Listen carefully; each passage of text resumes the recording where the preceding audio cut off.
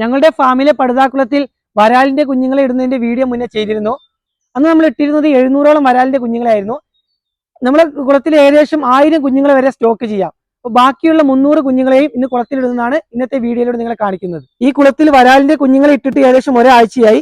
ഇന്ന് ഇടാനുള്ള കുഞ്ഞുങ്ങളെ നമ്മൾ എയർ നിറച്ചിട്ടുള്ള കവറിലാണ് കൊണ്ടുവന്നിട്ടുള്ളത്. അപ്പോൾ അവരെ pH ലെവൽ ചെയ്യാൻ വേണ്ടി വെള്ളത്തിൽ ഒരു 15 മിനിറ്റോളം നമ്മൾ ഇതുവരെ വെച്ചിട്ടുണ്ട്. ഞങ്ങൾ കുളത്തിൽ ഇറക്കി വെച്ച മീൻ കുഞ്ഞുങ്ങളെ കണ്ടിട്ട് നിലവിൽ കുളത്തിലുള്ള വരാലിന്റെ കുഞ്ഞുങ്ങളൊക്കെ ഇതിന്റെ അടുത്തോട്ട് വന്നിട്ടുണ്ട്. പുതിയ മീൻ കുഞ്ഞുങ്ങളെ കണ്ടതുകൊണ്ടാണ് എല്ലാ വരാലുകളും ഈ കവറിന്റെ ചുറ്റുമായിട്ട് നിൽക്കുന്നുണ്ട്.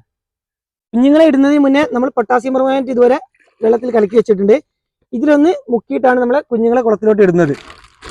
ഇപ്പൊ കവർ ആദ്യം തന്നെ നമ്മൾ ഇതുവരെ ഒന്ന് തെരച്ചു വെക്കണം. ഈ കുഞ്ഞുങ്ങളെ ഇതിലോട്ട് ഇടുകയാണ്. കുറച്ചിടുക.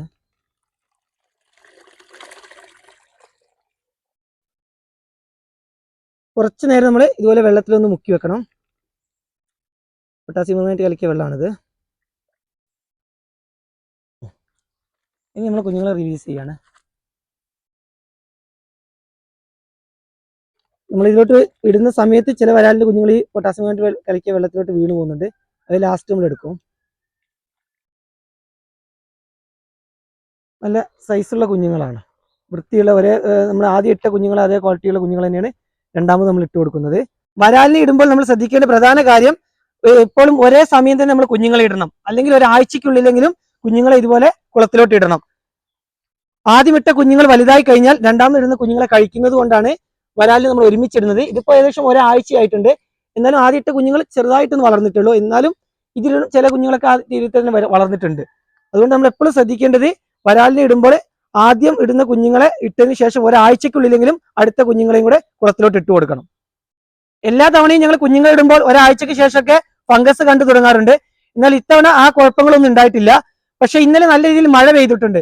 മഴ പെയ്ത് കഴിഞ്ഞാൽ നമ്മുടെ വെള്ളത്തിന്റെ pH മാറും. അതുകൊണ്ട് ഇനി 2 കിലോത്തോളം നീറ്റ് കക്ക വെള്ളത്തിൽ കലക്കിയിട്ടുണ്ട്. ഇത് കുളത്തിന്റെ എല്ലാ ഭാഗത്തോട്ടും ഒഴിച്ചു കൊടുക്കുകയാണ്. pH ഒന്ന് ലെവൽ ചെയ്യാൻ വേണ്ടിയിട്ടാണ് ഇങ്ങനെ ഒഴിച്ചു കൊടുക്കുന്നത്. ഇന്നലെ മഴ പെയ്തത് കാരണം എന്തായാലും വെള്ളത്തിന്റെ pH മാറിയിട്ടുണ്ടാവും. അപ്പൊ ആ പ്രശ്നങ്ങളൊക്കെ ഒന്ന് ഒഴിവാകാൻ വേണ്ടിയിട്ടാണ് നമ്മൾ ഇതുപോലെ നീറ്റ് കക്ക കുളത്തിന്റെ എല്ലാ മൂലയിലും ഒഴിച്ചു കൊടുക്കണം.